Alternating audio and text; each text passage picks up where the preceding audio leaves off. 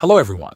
In this video, I will show you how to copy equations from Chatgpt and paste them correctly into Microsoft Word. When Chatgpt shows an equation, it can appear as formatted math or as plain text code.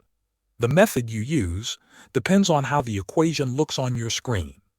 If the equation looks like normal text, such as x squared plus e squared equals z squared, you can simply highlight it, copy it with Ctrl+C, and paste it into Word with Ctrl+V.